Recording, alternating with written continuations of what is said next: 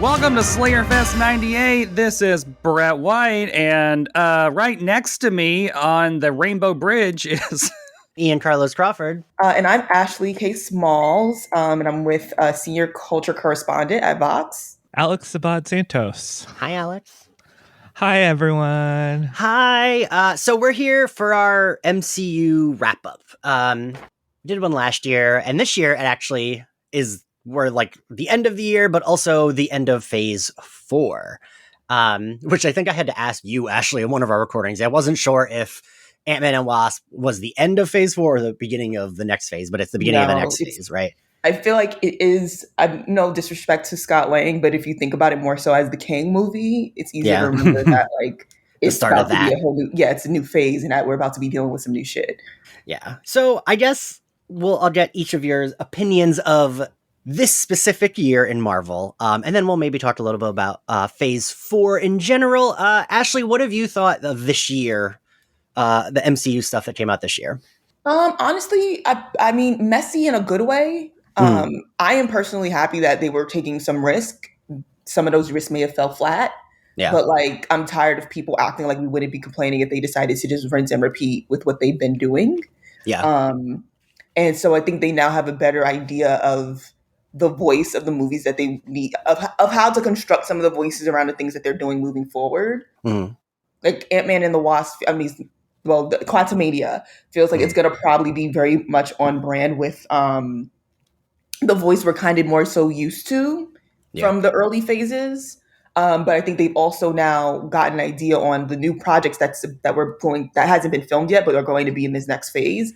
I think they have an idea of some of the things that they can do in terms of like creative agency that we might actually like. So yeah, it was messy, but like when you wrap up one part and you need to figure out what works for the next, I think that's the way that it's supposed to be. And I'm on some level, I'm happy for that. But yeah, they could have done better on some things. Yeah. Brett? No, I agree with that. I think that, baseline anything Marvel, I'm going to enjoy because I'm basic like that. So it's like, I enjoyed pretty much everything that came out. But I am glad there were a lot of risks.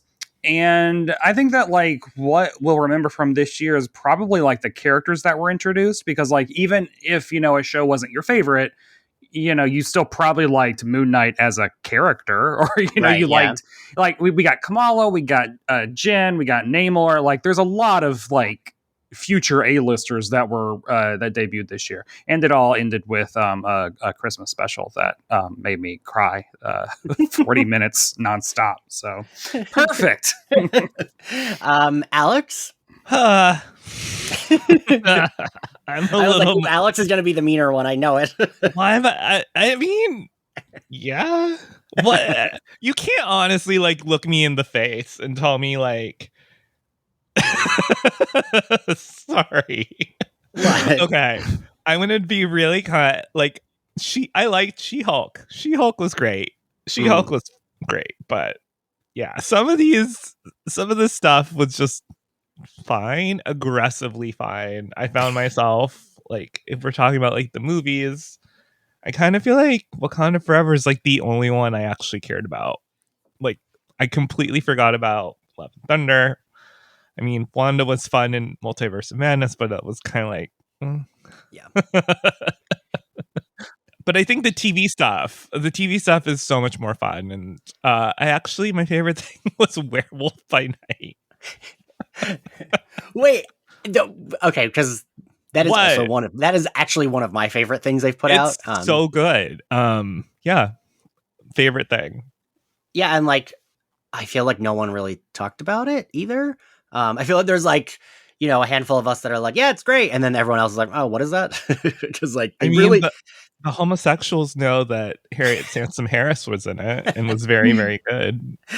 With all the critiques I've seen towards some of the shows that the MCU has put out, primarily She-Hulk and also Ms. Marvel, from certain people on social media, I think it's interesting, and I mean that not interesting in that I'm surprised, but like when Werewolf by Night, which was definitely one of the best projects that the MCU came out with definitely this year, and then really in Phase 4 in general, was not talked about. And it's like, so they gave you I shouldn't say gave you what you were looking for, but they hit it out the park but that wouldn't have given you any engagement. So you didn't make, 20 videos about it the way you did the shows that you hated. So I think in terms of the I was also disappointed about the fact that like the conversation around it just came and went. Like with like, I saw it trending the day it came, maybe the next day, and then that was the end of it. And it's but meanwhile, when She-Hulk was airing, and I didn't watch She-Hulk episode by episode. I watched it episode by episode till Megan Thee Stallion came on, and then was like, all right,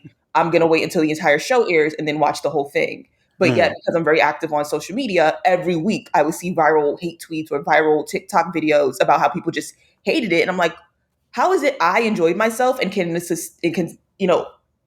stop myself from watching every episode every week? And apparently you can't. When something kick-ass came out, you have nothing. I think that it's almost like Last Jedi-itis, where I'm like, no, the people that didn't like She-Hulk are the people who are the villain of She-Hulk. They are. and they're just like, I think like the overall consensus was that She-Hulk was great and people enjoyed watching it, but the people that are the loudest are the idiots and the assholes. Right. And so because wasn't it nominated for a People's Choice Award? I think so. If you want my stunning She-Hulk endorsement is, I hated Orphan Black and I hated Tatiana Maslany as Orphan Black and all those. Someone show me a video of all those Tatiana's Maslany dancing together, and I was like, "This is the corniest fucking goofball shit. She is gonna ruin She-Hulk." And then every single week, Tatiana Maslany won me over, give her all the awards, and I'm like, yes, that is my stunning endorsement of She-Hulk. I was a big hater, and I fucking love She-Hulk. So fucking charming. She is so charming. I think that Werewolf by Night may have suffered from so like before Andor dropped, a certain I don't even know, a certain comic book air quote critic YouTuber who gets really mad when they cast people of color as the voices of dogs. Was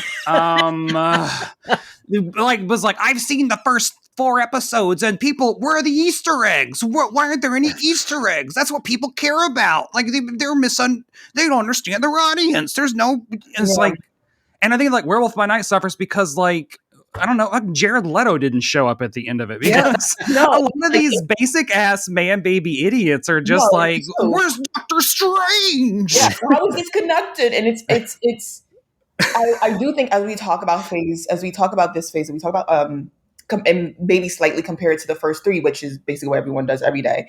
I think I'm very tired of the revisionist history around phase 1 through 3. Like everything that came out of it was pure genius, and all of a sudden they dropped the ball. Like we're not going to sit here and act like when the first 3 Iron Man movies came out, each and every one of them were heralded as cinematic, experiences or masterpieces.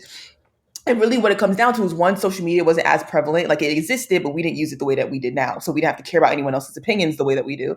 And then 2, was that because it was new, you weren't expecting, some random ass celebrity to pop out. So you took the movie for what it was.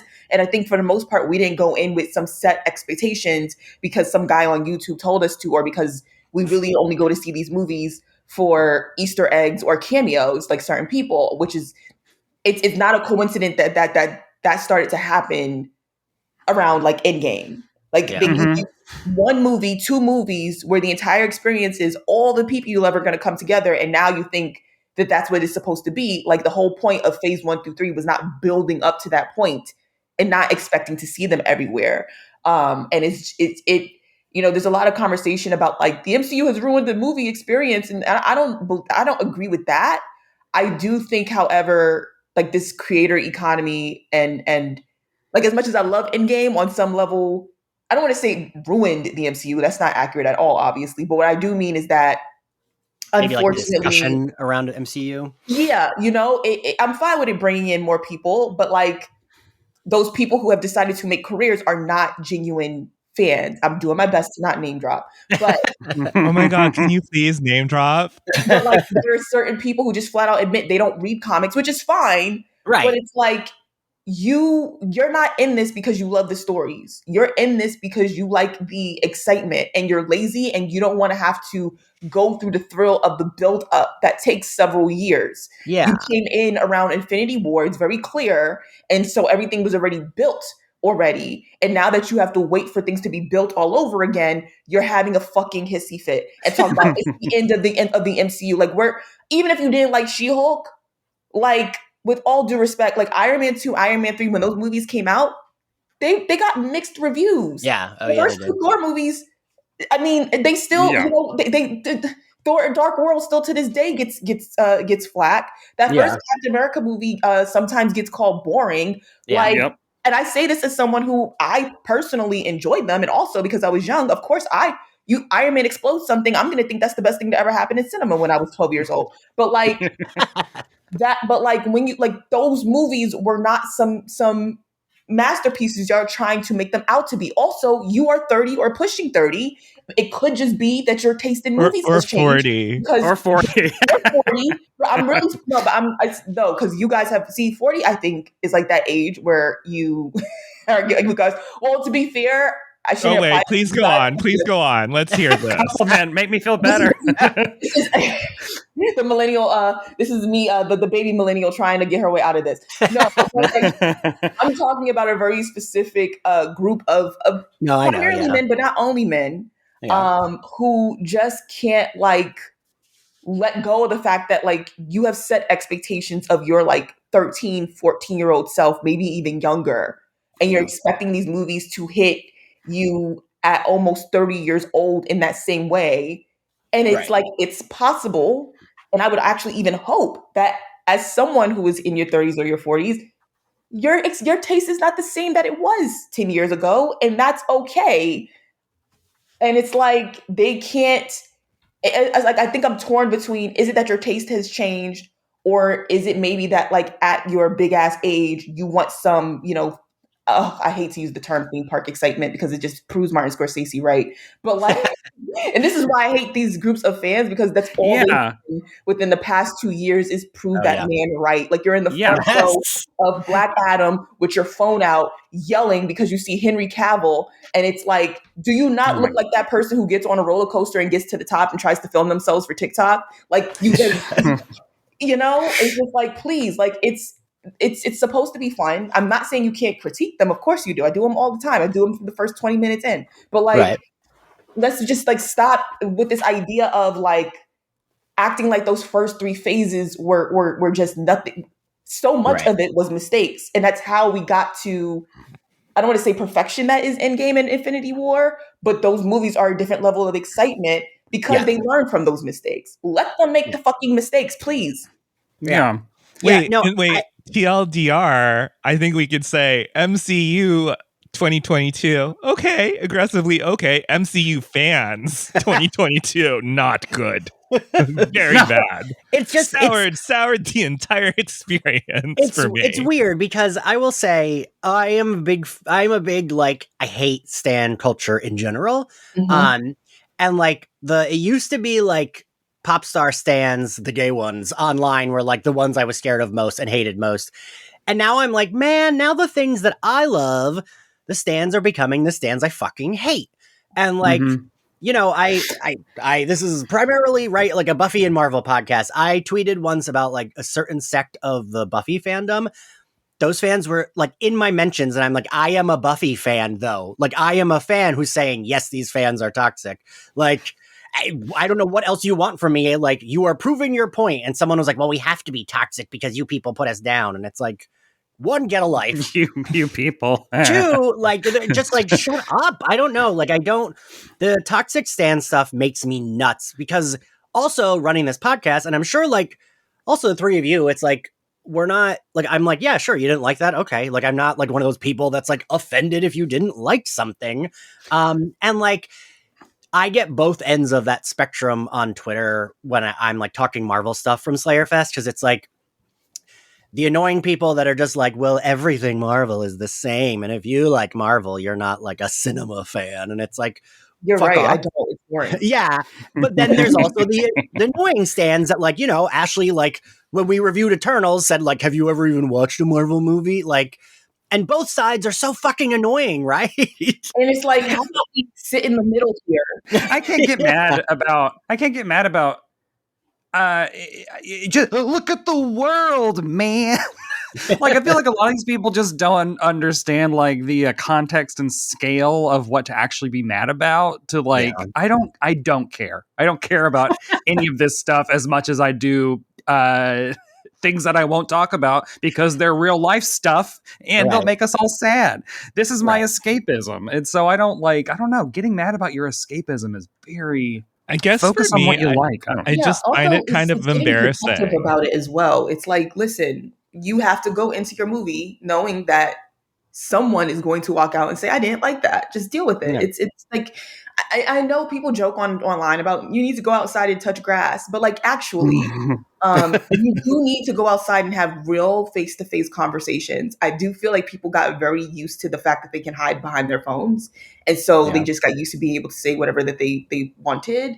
And not really being able to handle an actual conversation, especially one where, oh my God, someone feels differently than you. It's not going to be the end of the world. They're not going to stop with an Eternal sequel because, oh my goodness, this podcast didn't like it. Like that's not how it's going to work. But yes, some people aren't going to like it. And that does not mean, also, if I'm being honest with you, I feel like they knew we were more so fans because I'm like, all the people on social media right now dragging the fuck out of Eternals, waiting for y'all to say something so they could drag y'all back, and you didn't say nothing to them, but had all the smoke for like the one podcast that was like, let's make sure we find something positive to say, but yeah, we didn't overall really enjoy it.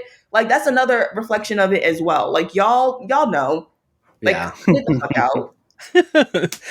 Alex, I think it's just kind of embarrassing to be like, I stand an entertainment company. Like, do you imagine like fucking dying over like being like, oh my God, I must stand Marvel, an entertainment studio juggernaut. Like, please. Do you imagine if you went your day about like that? Like, I could not. Like I think definitely if it's a company, it fucking makes a bajillion dollars. It does not care about you people. Like that. It doesn't care about you like that.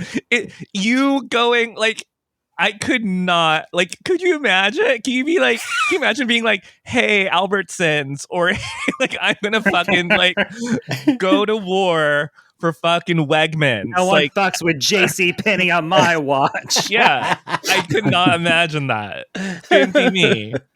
But so I do think when going into this, I was like, oh, there's so many shows, but this year we only got 3, because last year we got 1, 2, 3, 4, 5 shows. This year we got 3. And last year we got 1, 2, 3, 4 movies. This year we got 3. So it felt like we got a lot this year, but I guess because there was a lot of space before we started getting it, maybe. Well, and we also got the 2, Guardians Special, Werewolf by Night, and then also I Am Groot, which is low-key one of the best things of the year. It's so good. That is, okay, that's the one thing I haven't watched, I will say. I thought that was last year. Every episode's like 3 minutes, and they are adorable. And I watched like 2. I know I watched the first one definitely, and then was like, it's definitely adorable, but I was like, all right, I will make sure my little godson watches it. He's the audience for it and not me. But yeah, I think I agree with what you said about this phase in this year, Ashley, too, that like some of it has been like hit or miss, but I am like, sure, like let's take more risks. Let's, Shang-Chi and Eternals. Like I loved Shang-Chi. I despised Eternals, but both of them for me were at least like trying something new. And even with Eternals, I did love Chloe's direction. I love that it was different in, how do I even explain this? Because it's I love the worst sex scene that I've ever seen. That was my favorite part. Now that lets you know how much, because I completely wiped that out of my mind and tried to act like it. But like in the sand, no, thank you. I hope they do still learn. Like there were things that they did like well, and I feel like the things that they were best, that they most could have been able to benefit from, they gave us very little of it. Like we didn't get some of the characters until like an hour into the movie, and it's like, why would you do that? Like why? Well, if your main character is the little bitchy girl that's super annoying, wouldn't you just like pull it And that's off? what I'm saying. It's like you did so much of this main character who was really not able to, didn't have the personality to hold this, to keep our interest, and that was like definitely one of their. You're talking about Cersei, right? Because I'm like, I was like so vague. I'm trying my best. No, I hate Sprite. Sprite yeah. is the worst. Was it Sprite? Was she the main? Because I'm like, yeah, they're so. Cersei. I like Cersei, but because the movie was primarily on her and she was not an interesting character for me, that was a lot of what did me in terms of not liking it. Yeah. And then obviously, I hate Sprite. She's very, very whiny child. Yeah, Nikki should have been Cersei. Because honestly, from She-Hulk. Oh, yeah. Like in the comics, her personality is more in line with that than what. Yeah. And honestly, that would have been the type of personality to have me excited for how long that movie was. Yeah. Yes. But so, like, I think that they took some swings, and I appreciate that we're taking the swings. I do, but I also agree with Alex that, like, the show stuff, even, like, Ashley, when we reviewed Moon Knight, I do think, I forget who said this at the top of the episode, even though, like, we didn't love the show, I do think he was a good character, and I liked Layla, and, like, I liked the characters, I liked the world they put it in. It just, I mean, I feel like we kept saying this Ashley and I covered every episode together, and we kept being like, this is going great, but I don't see how they're going to wrap this up. And then it was like, we had 2 episodes left, and it was same critique. And then it was 1 episode, and it was like, oh, they're going to smush it all together. That's what they're trying to do. Moon Knight feels like he actually has the problem I just critiqued. Where like I think that Moon Knight could have benefited from having actual Marvel characters in it, just in terms of just because the show felt so hollow because there were like 2 people in the entire thing. Yes, like most of the characters were Oscar Isaac, and so like we didn't have a cast, and that's why shows like Ms. Marvel and She-Hulk felt like so much more cohesive of shows because they had episodes and characters who all had multiple arcs, who did more than one thing. In the span of time. And so like, that's why like, Moon Knight as a show maybe should have been a special. Maybe it should have been like a 90-minute movie or something. But like, I'm really interested to see how do Moon Knight and She-Hulk interact? How do Namor and Moon Knight enter? Like, these are things that like, oh, I can't wait to see when that happens. Yeah.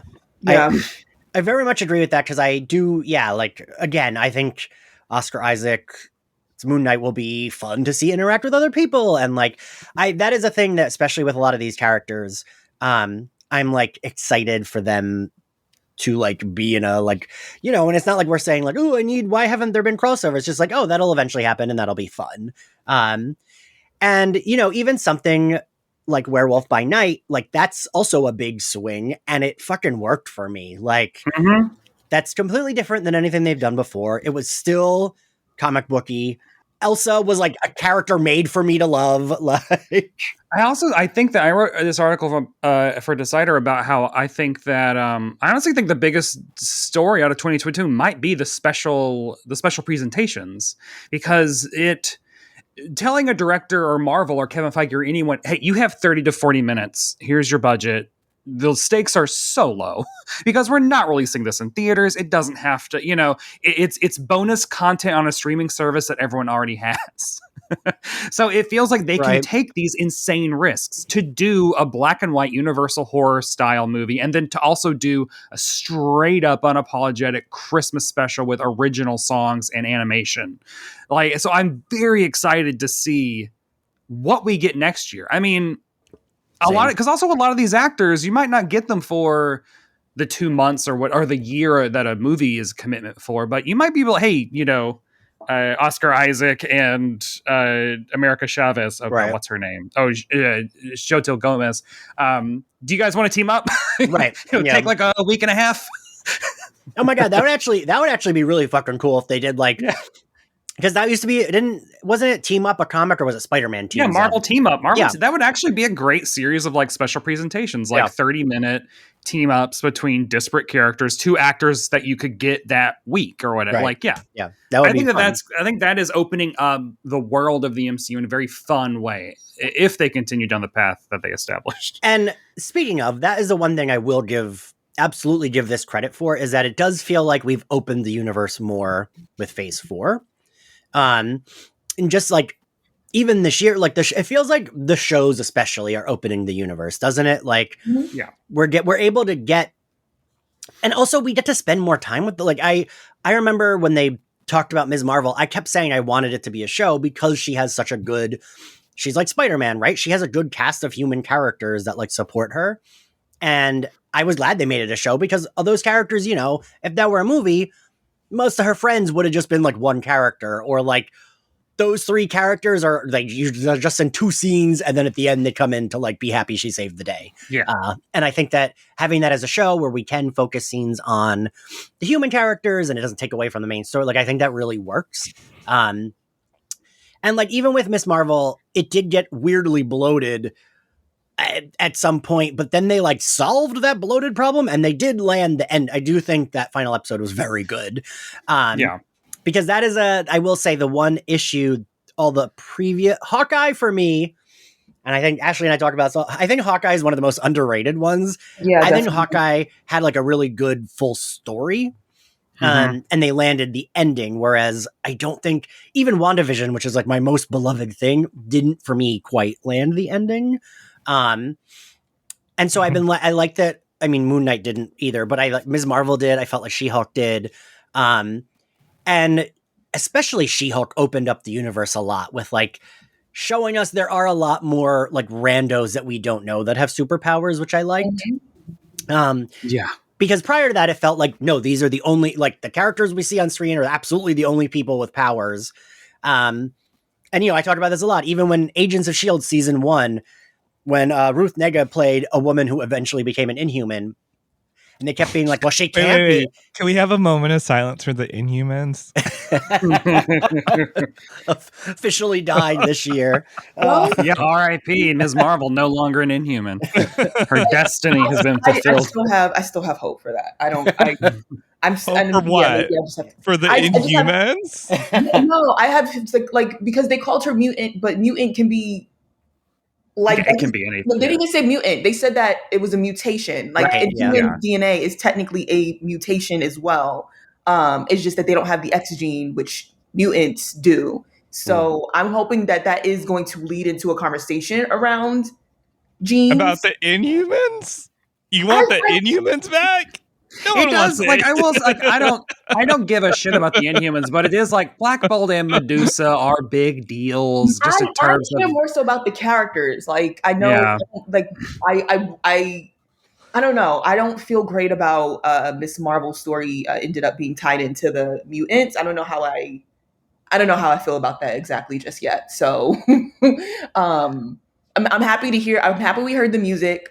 I'm happy they know to give us X-Men, soon. I mean, I know they can't really quite yet, but at least they're doing... they're talking about it. Yeah. They gave us a lot this year, like that Wolverine Easter egg and She-Hulk, Professor X, Namor. We did get X-Men news because Logan is going to be in Deadpool 3. So even though it wasn't a direct thing, we did get a mutant. Like, I mean, we do have mutant news. We have the X-Men animated series that's coming. I'm gonna be very honest with y'all. Like when X-Men become more part of the conversation, because I never cared. Shouldn't say never cared, but like that was my life. That was my childhood more so than the Avengers, which I know. Oh God, yeah. Same. I mean, know that now. No, everyone the whole entire idea of like the Avengers is so wild because like for the 90s and like a lot of the 80s and also the 2000s a little bit, like the Avengers were the B team. Like they were literally there were 30 like bajillion X-Men books. There was like X-Men Los Angeles suburb and then it was just like, oh, and here's an Avengers book. Well, and it's like people don't remember that the only reason the MCU even exists is because when Marvel Studios formed, they were like, what characters do we have the rights to? Oh, all these leftovers, Thor, Iron Man, Captain America. So it's like the biggest movie franchise of all time exists because they weren't successful enough for anyone else to want their movie rights. Yeah, and like I have loved all the X-Men like things dropping, and I forgot that you're right, Ashley. We did because Deadpool 3 is happening and Disney owns it, so like Wolverine's gonna be there.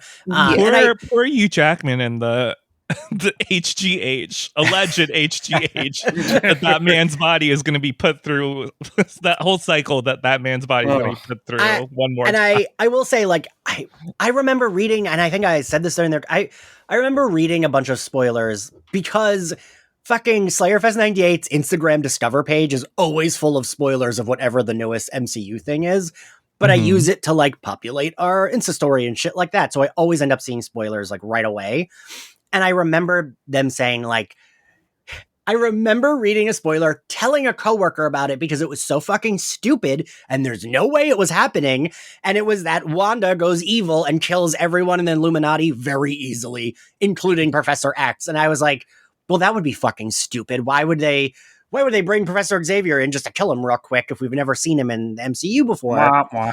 And I remember telling a coworker the next day, being like, oh my God, I read the stupidest fucking rumor that she like explodes Black Bolt's head, that she kills Professor Xavier, and like, there's no way they would. And then they did. So now every time I see like a leak or whatever, I'm like, I don't know, it could be true. I don't fucking know. So the thing I do hope is true is that we are building up to like a Secret Wars that like can have some of the Fox characters, but also it be like the swan song for the Fox characters. Yes, God, please. Yes. I swear, if they do not hard reboot, if they do not break the Sega Genesis hitting that reboot button so hard, that's like, I'm not even that excited about Hugh Jackman coming back because I'm like, he better not be the MCU's fucking Wolverine. Like, this is it. We are done. Get someone new.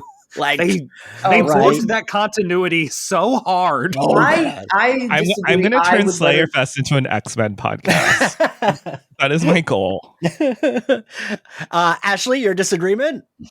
Yeah, no, I'm very much like, my friends are going to make fun of me, but yeah, no, I'm obsessed with Hugh Jackman's Wolverine, and if it was not for him, he is my favorite. What I do want them to do is if they can use this in any way to bring in Daphne Keene's X-23. Yeah. I would very much, I would love that personally. I mean, I'm torn. On one hand, I'm like, yes, I watched that man since what? Oh my God, 2001, playing Wolverine. Yeah, so he's dominated a very, very large part of my life. But I'm sorry, but he did what he was supposed to do. So it's like he's the only version of Wolverine that I even remotely care about, and he is actually aging into the role. Yes. Like he does have the miracle role that, like, the older he gets, long as just let him be thick. He doesn't need to be cut. Just make him like a muscle bear daddy person. just give him that body. You don't put this poor, like you said, don't put this poor man's body through another round of steroids again. Alleged. We don't want to get journalism. We don't want to get Slayerfest fucking soon. I'm talking about the comic books, mutant growth hormone. Right. Also, like, Wolverine's supposed to be 5'3" and just extremely hairy. I don't care. He is now 6'1" and he is Australian. Do you understand? He's not from Canada anymore. Like, look. I will say this. I'll even let go of Chris Evans as captain. We move on. Here's the worst thing about Hugh Jackman's Wolverine, and you can fight me, but the problem with Hugh Jackman's Wolverine was that in the 2000s, studios were obsessed with making Wolverine like the center of every single thing. Mm-hmm. It was just so insane to just like every comic book, every animated show was just Wolverine front and center, and this is like, he's a shitty X-Men. No one cares about his fucking little powers. Fucking shitty little made of metal, and the villain that you're going up against can control metal. That is the shittiest little character, and we have to watch. And X-Men fans had to watch this entire universe boiled down and under the focus of Wolverine. But I think they need to stop thinking just because we like an actor that means we like the character, and then start putting him as like, I love Wolverine I do like Wolverine as a character. Not enough for him to be the center of the comics like they were doing. I like seeing Hugh Jackman in the center because he was doing what he needed to do in terms of being into that role. So I understood why the movies did that. What the comics do too often, and I understand why, because it's like they're trying to get people to buy it, and people are going to see the movies, so they're hoping, okay, let's ramp up this one character. And like they really fucked up there because it's like, that's not Hugh Jackman. That's the actual. And unfortunately, you're overestimating how movie fans are willing to become comic fans. Too many of them actually will still never visit a comic book store. They should have stuck to the way that the X-Men has always been built, and that's where our X-Men comics in the early 2000s really got fucked up. But that's not. I think this ties into a big to talk about Wakanda Forever. This kind of ties into like, I loved that movie. But the only thing I could think the entire time is Letitia Wright's an anti-vaxxer. Yeah. And it's one of those, like, I love the character, but the actor, I'm like, we're we're elevating her to essentially A-list status. Like she's Black Panther now. Yeah. And it's just I kept wondering, because I kept wondering what was the conversation when she was up across the ocean and she wouldn't come back because she wouldn't get vaccinated. And then like the press tour where she was always paired with Lupita or Denai. And it's like, what leash are they keeping her? Like what? I mean, they buried what is the contract? They completely buried her out of the movie. there was no press tour for her. Like it should have been like she was everywhere but never talking. Yeah. And she did say she apologized, right? Like she did have that post with and I do think that was a little bit unfair of the Hollywood Reporter. To lump her in with like Woody Allen and Roman Polanski. Oh God.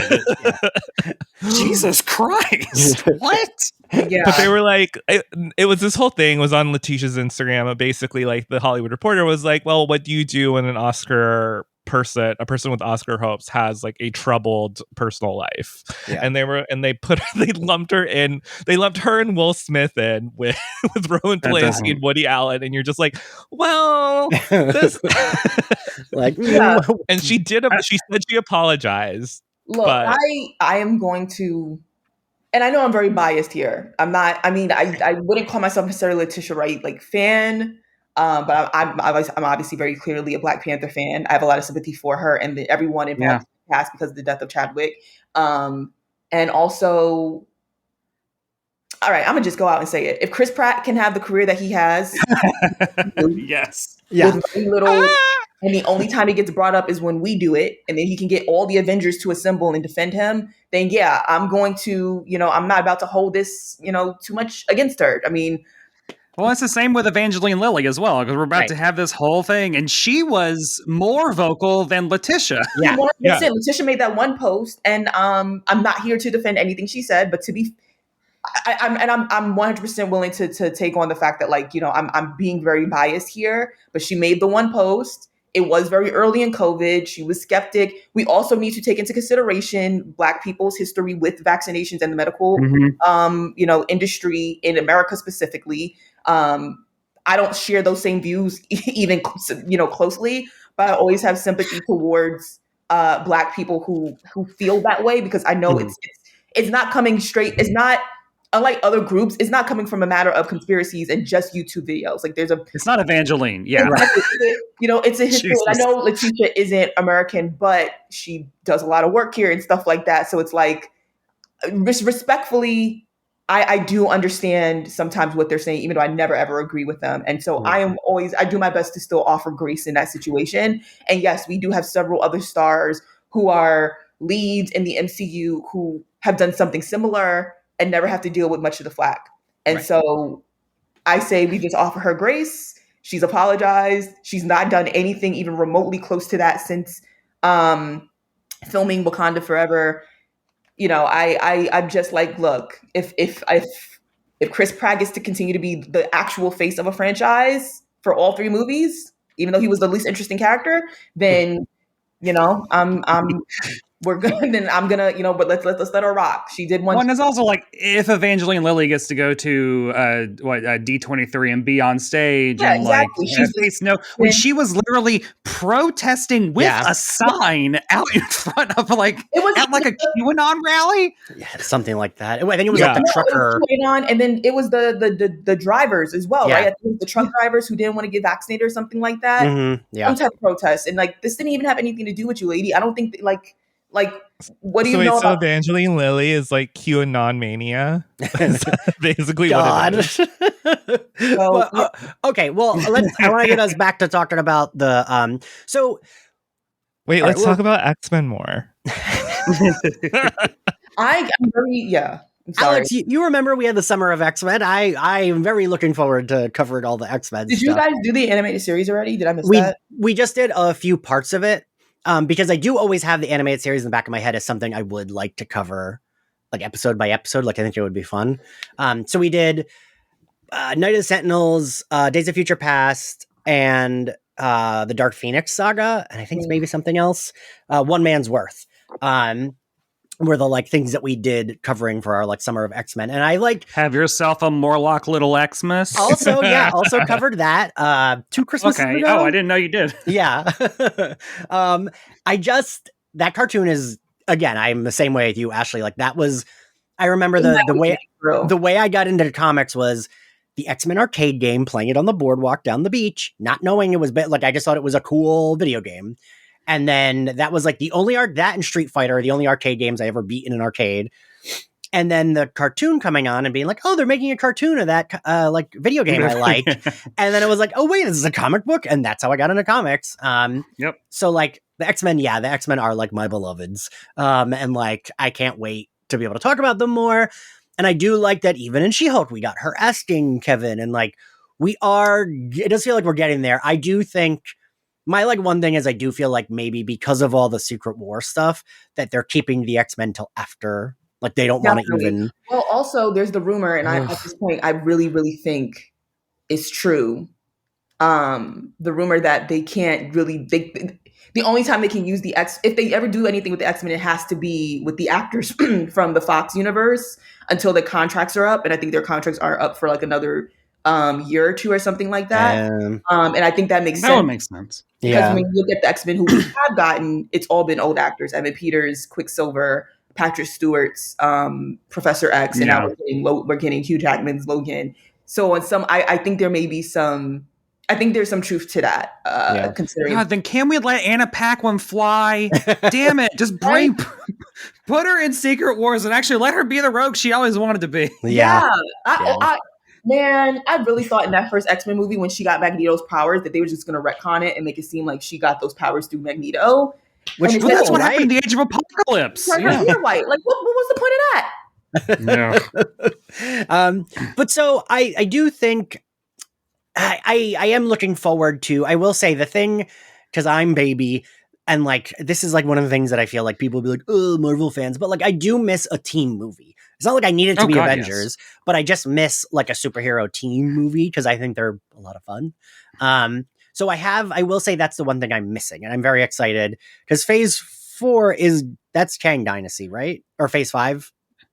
Yeah, Phase 5 now would be Kang. And so I'm excited that like we will get an Avengers movie out of that because I do like seeing all of them together. This felt like the Phase 1 of post Endgame, which kind of was, right? We're kind of like reintroducing characters, giving them more story. I feel like my biggest fucking gripe, which I know Brett will co-sign, I don't know if it's your biggest gripe, is that I'm looking forward to seeing what they do with these characters, but I'm so annoyed at what they did with Wanda. Like I'm very it's the blight of the entire phase as far as I'm concerned. The building her up and then the tearing her down. And I'm like, you know what? I'm fine if you want to tear her down. Wanda gets torn down all the time, but put thought into it. Yes. Do it better. And I will say that is when the crazy Marvel stans come for me. Literally anytime I say something about Multiverse of Madness, oh boy, I had to turn off. Like it a lot, or because okay. I mean, I turned off the comments because I did like a post about like it was like Doctor Strange saying to Wanda, "And what do we do next?" And I'm like edited to say that she was saying character assassination. Oh boy, I got so many like, oh, you hate Wanda. Oh, blah, blah, blah, blah, blah. Like, of course you're not a Wanda fan. And it's like, no, I am. That's why I'm mad at this. Like, well, it's funny because like, it's like you're on the same side because all those Wanda fans love that she is fucking a powerhouse and like have to like in their minds keep her going because she's been killed off. Right. Like it's like all those people online, all those Wanda MCU fans who are very different than the Wanda comic book fans are just like, you have to like you're literally making a fan cam because Marvel fucked up your character so bad. Like it wrote her into a corner and now she can't get out of it, and now it's just like, well, maybe Elizabeth Olsen will be in like Vision class, and it's just like maybe like, and it's just like, oh, maybe we have to. It's like, okay, well, you built this really great character and we went there with it. I mean, I didn't like the end of WandaVision, but I did think it was great character development for obviously Wanda, only for it to a year later what it became.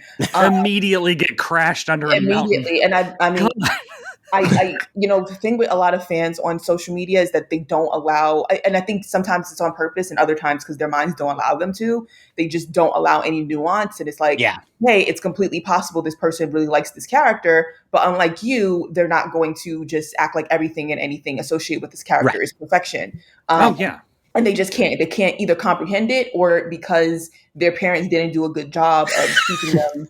They weren't raised right. It's because it's a young base usually. Don't get me wrong. Sometimes they can be grown ass people, and that's a whole other conversation itself. But it is sometimes very young people who just like have tied their entire identity to these characters, and so they don't allow themselves to dive a little bit deeper. Like they don't allow themselves to consider, I can like this character and still criticize the direction that these very real people are making with this character. Because if I do that, then I feel like I'm critiquing myself because I've allowed myself I've allowed every part of my personality to be about this character. So we can't do that. So everything that this character does has to be good. And anyone who critiques that is the villain. And it's sad. But that's kind of where fandom in general has gone, which is why it is what it is now.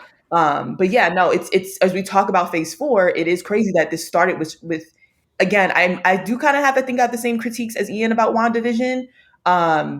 Even though I overall, I still, maybe next to Wakanda Forever, would say it's still probably my favorite project, even though I would say Hawkeye is my favorite, like, cohesive project. It's just that WandaVision didn't stick the landing, but I was okay with it not sticking the landing because we knew when we were watching WandaVision that they were filming Multiverse of Madness. So I was just certain. Sam Raimi was over there, had no idea, apparently, that WandaVision existed. Exactly. Which is such a lie. I think a lot about that like interview where like, I think it's Michael Waldron is like, and you got like, we saw WandaVision, which was Wanda becoming a villain. And then the cut to Elizabeth Olsen being like, I was so surprised they made Wanda the villain in Multiverse of Madness. It's crazy. And it's like, not that she's the villain. That's not really even encompassing it completely. I was 100% ready for there to be a villain and that at most an hour into the movie, it was going to switch. Yeah. I'm like, we knew she was mentally unstable at the end of WandaVision. We knew, I was so certain this movie's going to start off with her trying to get some redemption for the mistakes she made in WandaVision. Yep. And an hour in, she's going to be like, oh, fuck this. I can get my kids back if I work with you. Bet. And instead, they decided, I don't know why they made the decisions that they made, but it definitely was, I loved Elizabeth Olsen's portrayal. And so in that regard, I mean, the further we get away from it, the more I am like, it is gay canon. Like, I do love the more I think about just how much she chewed the scenery and just how unabashedly extra the whole thing was. I'm like, I guess, I do like that. But I would like to also see that character treated with respect. Yeah. But she had fun. So, all right, what would be like, if you could have like 5 favorite things from phase 4 and then like 2 least favorite. What would like, I don't know, or like some of your favorites and some of your least favorites. What would that be? What would that look like, Alex? What? You didn't even, this is off the cuff. You didn't even tell us to do this. I didn't. Do you want me to go first? No, I mean, I can wing it. I don't know. I could number 1. Namor's bulge. Namor. All of Namor. Number 2, Namora. Wow, am I just gonna name every single thing from Black Panther Wakanda Forever? Maybe Angela Bassett's performance, the costumes in Wakanda Forever, and 5 Werewolf by Night was my favorite. Was like a beautiful little thing because I love Harriet Sansom Harris. Yeah.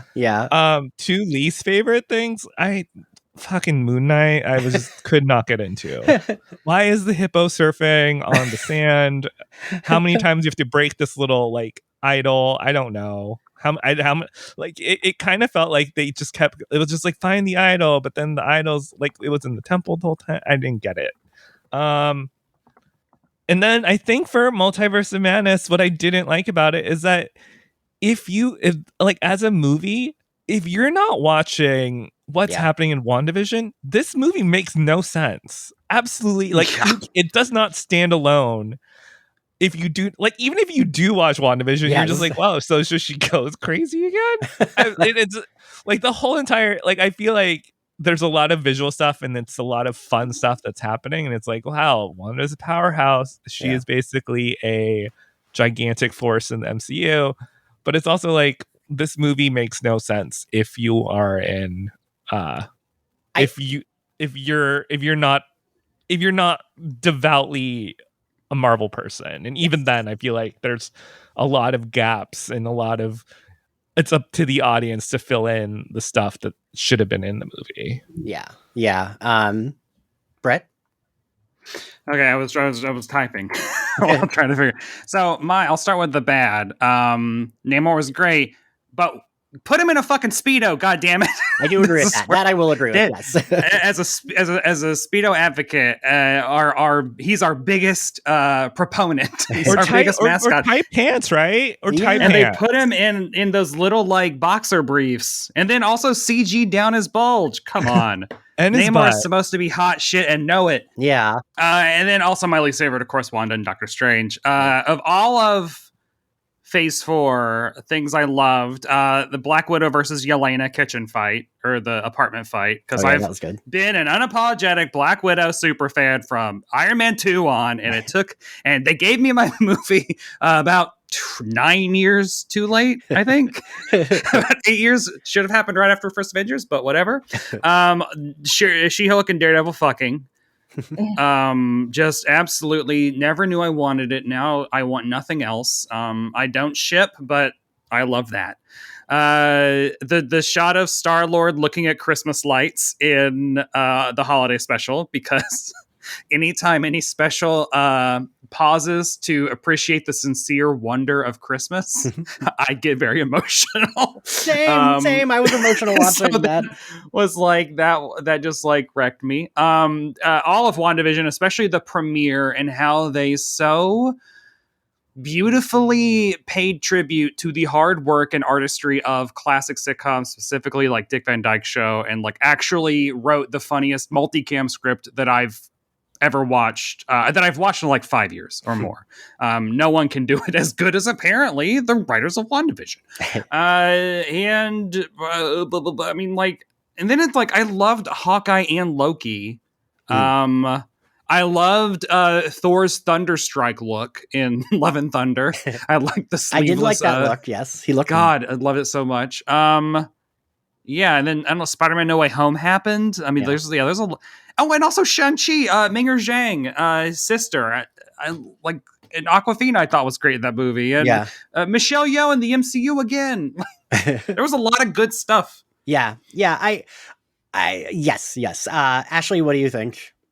Okay, I had to write it down. Thank you for making me go last. That was great. So Wakanda Forever, all of it. I know we've talked about the Letitia Wright controversy, but she was amazing. She was amazing. Oh, she was. You could see this. I don't want to tie anything like to her, because I don't know her personal relationship with Chadwick, but it's very clear in terms of their, like, she embodied both a different type of Black Panther while at the same time carrying his memory in her portrayal. Even as, I mean, in every regard of it. Of course, Angela Bassett, who I've said before, she's my favorite actress of all time. If anyone was to win an Oscar for acting in a comic book movie, I think it would be her. Please. Denai and Lupita, of course. I mean, literally every aspect of that. I mean, like, you can maybe critique the CGI here and there, because that's just, of course, what we as fans do.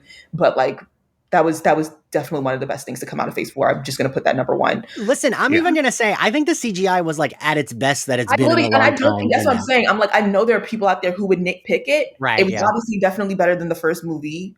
And overall, I don't think anything, like, I can't think of any specific scenes where it's like, oh God, this is taking away from the movie. I can't, know.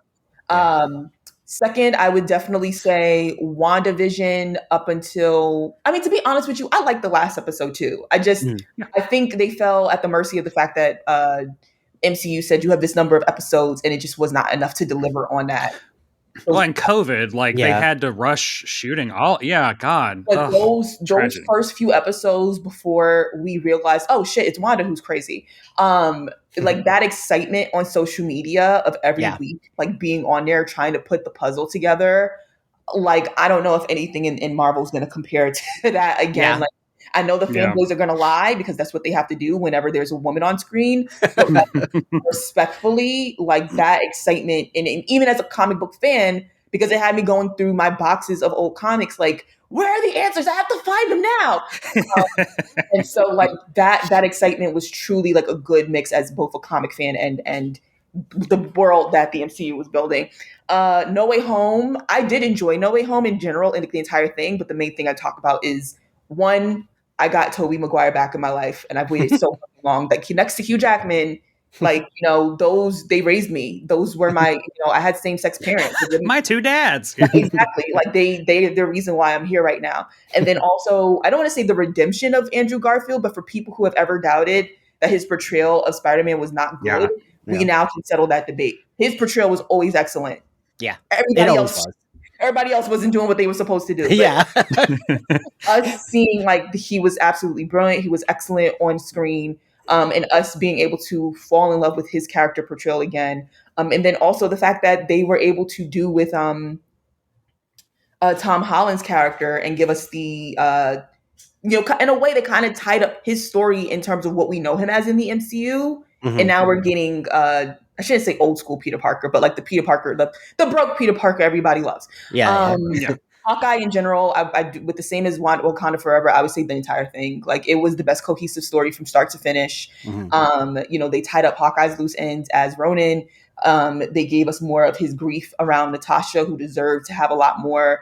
You know, her death kind of got overshadowed with Tony's in Endgame. So we got to see that grief around her for both Yelena and Hawkeye, who are obviously the two closest people to her in this world. And then also just his story in general. And I think they did. I think Kate Bishop's introduction in this movie was one of the best in terms of all the new characters that we've gotten here so far. Next up, and I'm very biased here, but it is also the truth, Jonathan Majors in Loki. I didn't hate Loki. I probably wouldn't put in my top 5 in terms of things I got from Phase 4, but his portrayal specifically, that one episode, I mean, and that's not even his Kang. You know, that was technically a completely different character, and we saw what he could do in captivating us in just one episode. I'm very excited for him in the MCU. I mean, Kevin Feige, every time he's near Jonathan Majors, it's like dollar signs are in his eyes. He's completely said like he's putting these next phases on Jonathan Majors. It seems like Hollywood in general is, because he's in like every movie. But also the fact that like that viral clip of him at the press, what was that? It was a conference or the conference. I've been in academia too long. It was some event where they showed us basically the Quantumania trailer, and he had the entire crowd rooting for Kang right in front of Paul Rudd. And it's like to be able to do that. Like that's so insane to me. Like I'm so excited for him. They made a good casting decision there. Special mention is Miss Marvel, but I would also say not Multiverse of Madness, but Elizabeth Olsen's portrayal of Wanda in Multiverse of Madness. And I wish she could have gotten a script that would have allowed her to both be the bad bitch villain that she ended up becoming, but one that makes sense within the story. Because it's very clear. I mean, she is definitely one of the strongest actors associated with the MCU who's in the MCU. And she can deliver any type of portrayal with Wanda. It's very clear. It's unfortunate that script did not allow her to. But even with what she was given and the fact that it didn't even make sense to her, but she still did a good job with it. Now imagine if it had made sense. Imagine how she could have, you know. Right. But yeah, so I would say that too. Also, I'm just thinking about how is it that he didn't see WandaVision, but her kids were in the movie? Also, she just got done shooting it. Do you think Elizabeth's over there talking about that TV show? What TV show? Like, does he think she was crazy?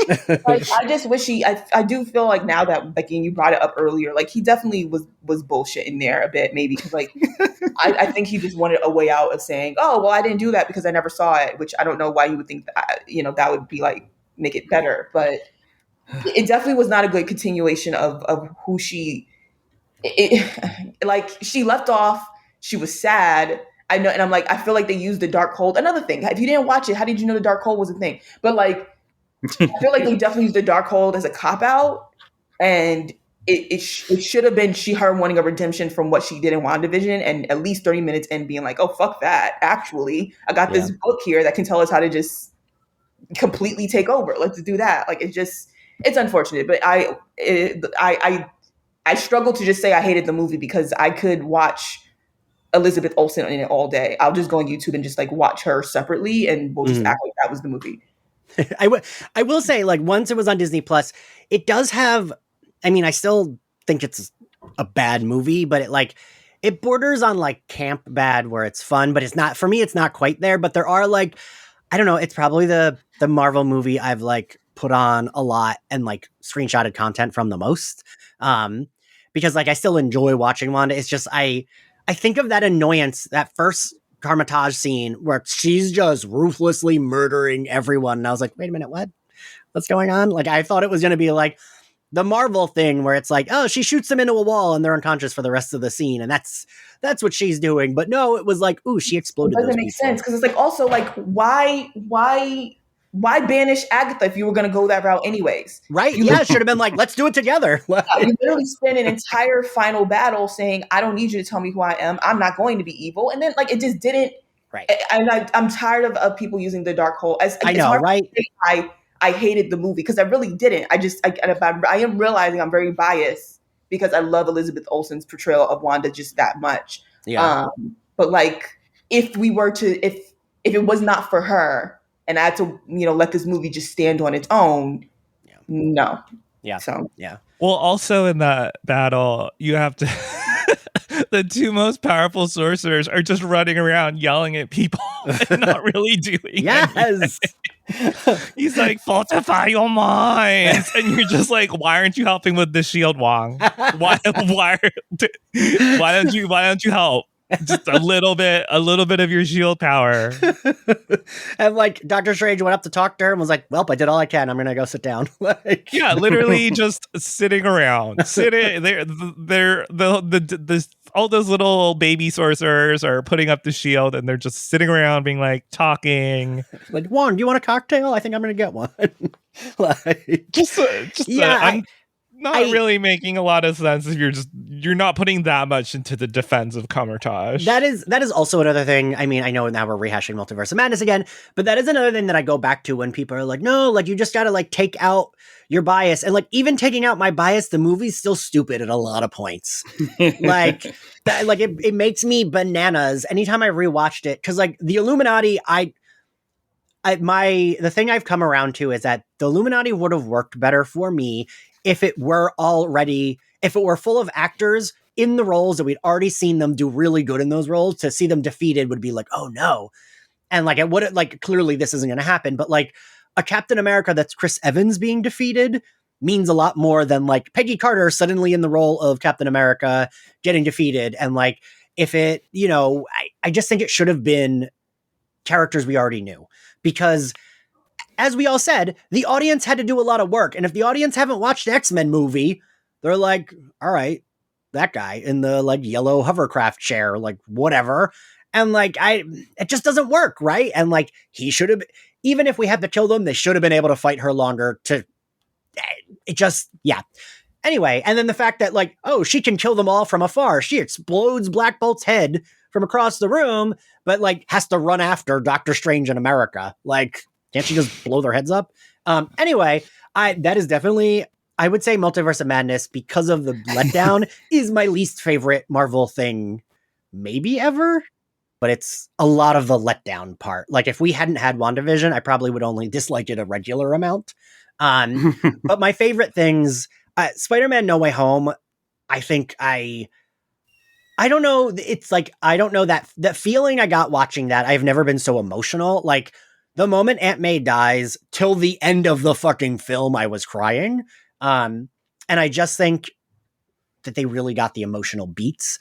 And yeah, Andrew Garfield and Tobey Maguire, I don't even like those Spider-Man movies, but seeing him again was so nice. And like, even though we all knew, it still felt like a surprise seeing them, right? Because the movie was working really well without them. Like, it's not like you were like, oh, this isn't working, this sucks without them. But like, and they made a very great decision. And like, because we went in with those rumors, and it's like this small tidbit of maybe it's not true. Let's not get our excitement too high. But at that point, we kind of knew. But we didn't get. They timed it very, very well. We didn't get Toby and Andrew until like maybe like an hour before. I think so. Yeah. And they used them completely within that hour, so it didn't feel like a throwaway cameo of okay, here you go, like you get to see them for 20 seconds and then they're gonna die. But it also, they didn't allow it to overshadow. Like, they gave us enough time for us to get that nostalgia, enough time for both Andrew and Toby to shine, but made sure it still remained Tom Holland's movie. Yes. And that was so excellent, considering the fact that, like, I mean, I hate to say it to Marvel, but Sony did a better job with that than you. So yeah. You're right. Maybe and I will say, like, I agree that Wakanda Forever has had some of the best performances.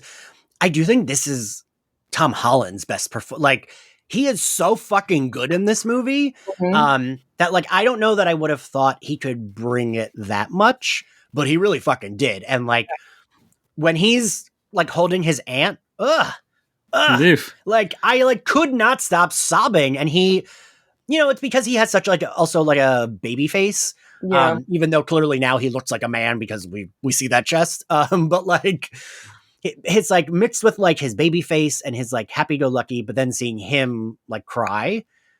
Like, I thought that was such a fucking good performance. Like, one of the best in the movies. Like, I was very surprised, but and Marissa Tomei, she pulled it out of him. My Oscar award winner, Marissa Tomei, with a lifetime pass. And so, like, I think that and WandaVision probably have been my two favorites in a long time. But like, I loved She-Hulk. I loved Wakanda Forever. I loved Miss Marvel. And so it's weird, right? But and Shang-Chi probably is one of my favorite MCU movies in general. Like, I really fucking loved it. Do I think it fell apart in the third act? Yes, it was too much CGI. But I still like the characters. It felt like a very fresh origin story for a character. And I'm a hard sell on an origin story. But like, Katie and Shang-Chi's dynamic was really good. And like, his dynamic with his sister was really good. Like, the characters, it was like very fucking fun. And like, it's weird because it was like that and then Eternals. And Eternals, I was like, oh boy, this is rough. And yeah, I think I agree that like Eternals, once I have some room from it, I'm like, it's not as bad as I thought it was, but like, I still don't love it. But yeah, I think the shows have done a really good job of opening up this universe. Like, I don't know that there's been one that like I actively hated. I just need them to get a little better at sticking the landing with like Moon Knight. Okay, if you needed to give them 2 more episodes, give them fucking 2 more episodes. Like, I don't want to feel like a story is rushed when it's like this, because it's like Disney owns this. It's not like they're doing it for someone else. Like, Disney's doing it for them. So they should be able to, like, have to, not every show needs to be either 6 or 9 episodes. Yeah. Like, you can do whatever you want. Yeah, We're exactly. not going to be like, oh, wait a second. Right. You said either 6 or 9. This one only has 8. We're not going to do that. Just tell a good story. I feel like if they give themselves a little bit more... Probably a budget thing. Probably. If they give themselves a little bit more leeway with storytelling, the shows will be even better. But yeah, Jesus Christ, I will tell all of you that like doing... all of you probably encounter this too, but like doing social media for these the Marvel shit, Ms. Marvel and She-Hulk, literally like the hashtag would bring in trolls immediately. Yeah. Like in a way that I had not seen before with Marvel stuff. Like She-Hulk, like that in itself, like, right. And it goes back to what I was saying in the beginning. It's like, you don't like the show, but you are under the hashtag more. And this is another part of the touch. You need to go outside and touch grass series. Like, why are you searching for people who like something that you don't like just to argue with them? Like, go outside, get friends, meet human beings. You might find out a lot of people don't like things that you like, and that that you like things that they don't like. And it's not the end of the world. Like, I don't care that people want to make a million videos about not liking something. I do think that's personally a waste of time, but it's your content. Do what you want. This phase brought in a level of, it's not enough for me to say I don't like this. I need to find people who do and fight with them. And it's like, I'm not going to know. All right. So I'm just going to leave it there. Because, like, I don't approve of the Will Smith, Chris Rock thing in any way, shape, or form. But I do think some of the comments that were made came from people who are like, oh my God, if I say the wrong thing to someone, would they smack the shit out of me? And it's like, the way y'all talk to people sometimes, it's not just a matter of, oh, I disagree. I really didn't like the show. No, y'all, I saw people fully attack someone because they had the nerve to say, I really like the last She-Hulk episode. Like, get a grip. Right. Yes. Truly get a grip. Like, and I just like, that's the thing I also don't understand, Ashley. That's a really good point of like, okay, if you hate it, why are you searching the hash? Like, who cares? Just, like, you're allowed to hate it. And wasn't even doing that. How? Right. To me, the only show I've ever had like notices on from the MCU as someone who was a diehard fan was WandaVision. That was because that shit left us on a cliffhanger every episode and I needed answers. That's the only show that has ever had me to that extent. Yeah. So I don't understand how is it you hate, like, there's no way. There's no, like, and that was back when, before Twitter was obviously what it is now, where it like now pushes shit that you're not following. Like, you can't see that unless you go looking for it. Yeah. So you went looking for it. You went looking for people who liked it. You're a fucking loser. Ashley, I love when you get riled up.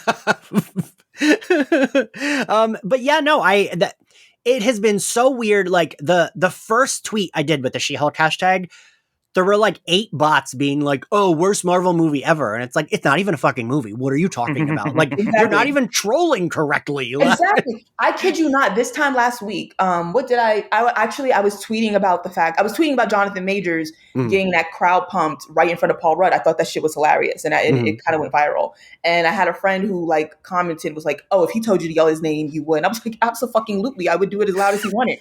And I think I used a She-Hulk reaction picture. And had someone reply this, and that's not me saying the name, that's not me using the hashtag, a reaction photo of not even She-Hulk, Megan Thee Stallion from She-Hulk when she's in the courtroom. A reaction photo. And someone replied back and was like, stop using reaction images from bad shows. Oh my God. Like, you know how much of a fucking loser you have to be to lose your shit over a reaction photo? And you think it's the people who like the show who need lives? My guy. My guy. Yes. A reaction photo. You saw the snowflakes. You saw the tweet. You went through the replies. Look like you. Do you understand the level? And then had the nerve to reply back with, "These are real women in TV shows or in the MCU and or whatever." And like they sent me a Rhaenyra picture from House of the Dragon, and then they sent me Angela Bassett. And I'm like, do you think it's not possible for me to like all 3 of these characters? Right. Talk to me about Angela Bassett. Yeah. Talk to me about liking this argument. House of the Dragon when I have a fucking series on it. Yeah, I'm sorry you don't have the capability to like more than one thing. Like, no, this is a message to the parents. Do better by your children because they shouldn't they should not be so engulfed in media that they have a visceral reaction like this. You're failing. I don't care. This is a parental failure because your kids have self-identified so much on the internet to the point that they don't know how. Yeah, I just don't understand it. Yeah, like I also don't understand what they get out of that. But like the MCU discourse in general has become like online kind of and stuff. Like again, because it's both sides. It's like both sides of like the like film people who hate Marvel for existing, and then the people who are like the annoying like oh, it's not as good as this. Of my life. Yeah, like I just the other day I was seeing something about Brie Larson. I don't remember, something that was of course taken out of context that she said. They were like, oh look, blah blah blah. She's saying she hates someone. Yeah, and then it was like I don't know why I expanded the tweet to look at the replies, but it was like, oh, everyone always hates her. She actually hates men. Oh, blah, blah, blah. Like, she's the worst actor in the MCU. And it's like, she has a fucking Oscar. Like, or was she nominated? Wait, she does have one, right? Yeah. Yeah, no, she does. She got for the room. Yeah. Yeah, That's what got her the job. Yeah, like It's usually what happens. and like I don't understand that, but the thing I'm looking forward to the most moving forward is one, I want them to do. I actually wouldn't mind a mix of Werewolf by Night types and Guardians of the Galaxy type specials, where it's like some are like just like fun, completely removed, and some are like, ooh, let's put pre-established characters in like a fun holiday, whatever. Yeah. I think that could be cute. I think like honestly with Werewolf by Night, I wouldn't mind if it was like, oh, well, Elsa and Jack Russell and Man-Thing, I almost said Swamp Thing, Man-Thing need to team up again to fight Agatha or something like that. Like, I kind of really liked those three characters and hope we see them again. Wait, you like Elsa Bloodstone? Who would have seen that I coming? know, right? in our review for it, Adam Sass was like, Elsa Bloodstone was a character made for you to love, Ian. And I was like, yeah, she is. Like, she's very Buffy. She's very like character I love. But like, and I did like her in the comics too, because I read her run on Marvel Zombies, which I tried to find in with all my books, but I couldn't find. So I know I have the trade of it somewhere. Mhm. And that was when I really liked her, but I like didn't know who she was. Because also at that She's time, a very useless character in Marvel Ultimate Alliance, the video game. oh, was she in that? I didn't remember her being in that. She's in it. It's very bad. She's also in the Marvel mobile game I used to play a lot called like Marvel Future Fight. And it's kind of like a watered down mobile version of Ultimate Alliance. And she was one of my favorite characters to play in that. But yeah, I kind of hope they do more specials like that. But also I am looking forward to like superhero team movies. So that's like, I mean, we got it with Eternals, but Yeah. Oof. We kind of got it with No Way Home, at least in the end. True, yeah. It's all technically the same superhero, but they all brought something, you know. Yeah. Yeah, I think that's like the thing I'm looking forward to most. Just because like I enjoy them, but doesn't mean I don't enjoy, you know, I love Wakanda Forever, I love Spider-Man No Way Home, and Shang-Chi. Like I still enjoy the ones without a team. It just I like a team book. Yeah, I think that's what I'm looking forward to most is like more like I am curious to see what their Avengers lineup will look like. Because I kind of do hope She-Hulk. Like for me, I'm like She-Hulk, Shang-Chi. I don't even know if they would use him in that way, but like Spider-Man and Doctor Strange, and like I don't even know that. I feel like because Shuri's Black Panther, like I kind of want to put her on the team too, but I'm like, oh, but she's new. Like let her like be annoyed with the Avengers first, and then she can join. Like I kind of would like, because I always feel like the way the X-Men think of the Avengers, where they're like, oh, these guys. Cops. Yeah, like I kind of wouldn't mind Shuri having that kind of interaction with them. No, I think that'd be really fascinating. And right? that, like, if you're, well, I mean, the whole entire Wakanda Forever has shown us that, like, it builds out this world where it's like where people don't trust Wakanda, and they don't really have.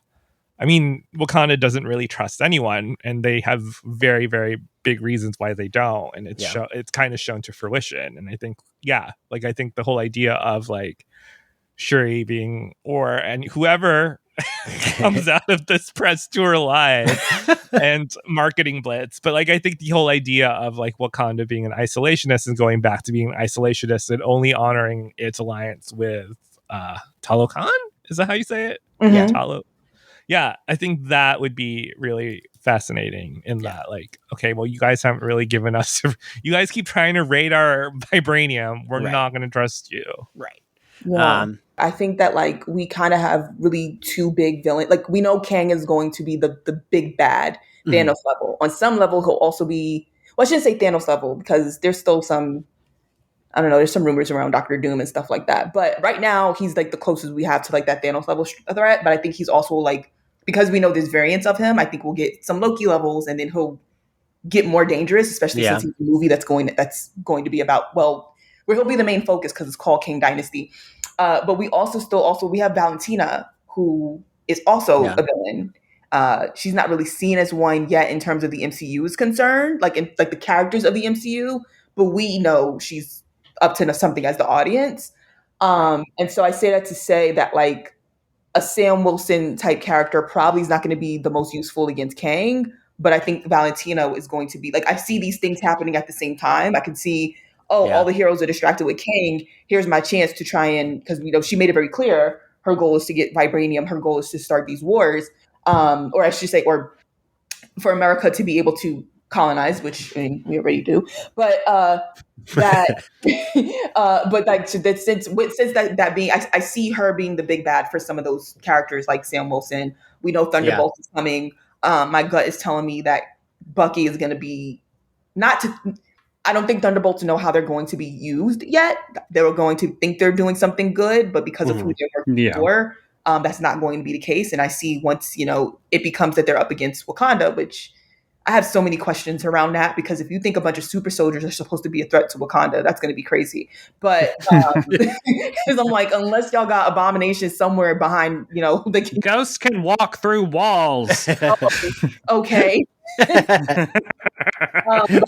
I see Bucky get into I see that being his redemption story with them or whatever. But I think, I just say that to say, I think Valentina is going to be the villain for a certain subset of heroes who we've been introduced, while others are going to be trying to handle Kang. I'm gonna be honest, I don't really know who in this story is supposed to really, other than maybe Doctor Strange. That's I know he technically doesn't have powers. His powers is high tech, but I don't know if y'all read the comics around Kang. That's not the characters we've gotten so far. They not really a threat for him in even the slightest shape or form. So no, it's gonna be interesting to see. Yeah.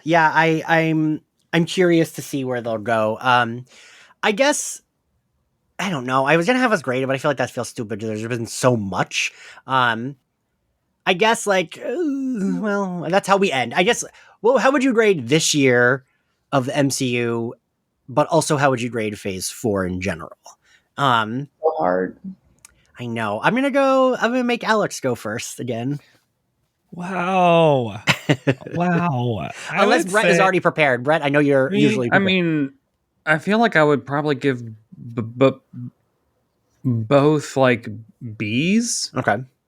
B plus. Because again, I think I don't understand people saying that Phase 4 is a waste. We've already talked about I don't understand that, because it's we got a lot of really good, all of the TV shows are in Phase 4, and the TV shows are the saving grace of it. But then we also have Shang-Chi and No Way Home and Wakanda Forever, and I still liked all these movies. So I think a B is good. That's fair. Ashley? Because this is what I'm trying to do the math in my head. I take what was the best project to come out, which for me was Wakanda Forever, which was a perfect A.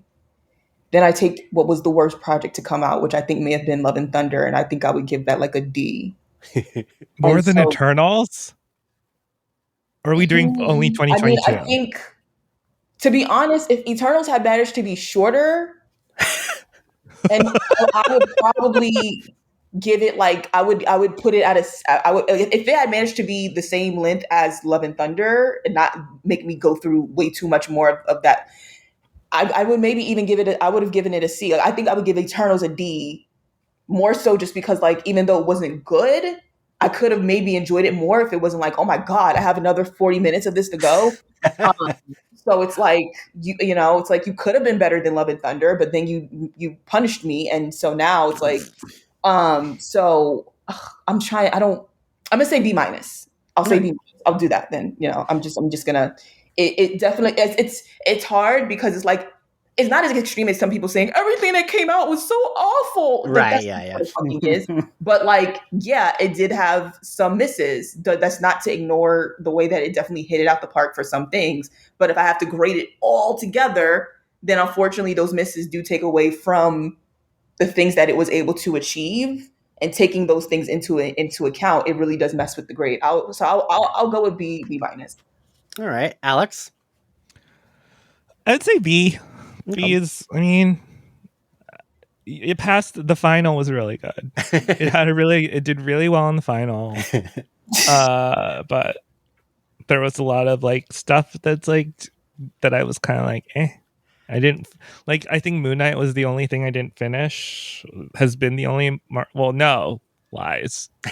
The Falcon, Winter Soldier, and Moon Knight are two series I just like I was just like, I don't care. I like do not care about this that much. That's fair. And could not get myself to finishing. But yeah, I think the good stuff B. I feel like C would be too harsh, maybe B minus. But right. C for like a C for an Asian person is like complete failure. So I think you have to keep this in mind. I think if I was going with 2022, I might be like C plus. No, because Wakanda Forever and Ms. Marvel and She-Hulk were so good, but then everything else I felt kind of like about, except for Multiverse Madness, which I fucking hated. And last year would have like overall, I think I'd give maybe like a B plus. But if we're doing just this year, maybe it'd be like a B minus. Yeah, I guess like it hasn't been as bad. It just hasn't been as consistent. It hasn't been like bad the way people pretend, but it definitely hasn't been as consistent as other phases. But like we all said, I'm glad they're taking more like bigger swings. Like even if some of them were misses for me, I am glad that we're like doing different shit. So yeah, I don't know. Thanks for joining me to talk about MCU again. The three of you who are my like MCU experts on the podcast. Thank you all for listening. Happy New Year for whenever this comes out. Should be close to the end of the year. If you liked Slayerfest 98, you can find us on Spotify, Apple Podcasts, and YouTube, and anywhere else you get your podcasts. If you want to follow us on social media, we are at SlayerFestX98. If you want to subscribe to our Patreon, you can get access to bonus episodes, our My Nudie Judy videos, and our Discord server. And if you want to follow me, I am at IanXCarlos on all social media platforms. Ashley, where can everyone find you? Ashley K. Smalls on everything, mostly Twitter and TikTok. Marvel Fans Assemble, Twitter community. I think we're on Discord. We're on Discord as well because we don't know what the future of Twitter looks bleak. What else? Yeah, and I'm going to try and get this blog back up and running. But until then, AshleyKSmalls.com right now is also if you want to like personally read stuff and things like that. Cool. Alex, where can everyone find you when you're writing? I'm at Vox with a V, and I will ride and die for James Marsden as Cyclops. He was wronged. Forever. I'm writing for Hugh Jackman. Yeah, we established this. Brett, where can everyone find you when you're writing? You can find me on Twitter and Instagram at Brett White, and you can read just approaching 40 Christmas movie reviews on Decider. Brett, I truly don't know how you put out this much content and have time to do anything else. Yeah, me too. I don't know why. And just to be clear, I volunteer every year. I'm like, every year I make it this weird personal goal to be like, how many Lifetime and Hallmark movies can I review? And I'm definitely getting my record this year. So, oh boy, I'm really tired. Anytime I'm like, oh, I need a tweet for this, I can go to Brett's author page and there are like, it could be 2 days since I last posted something of Brett's and there are like 8 more pieces already posted on Decider.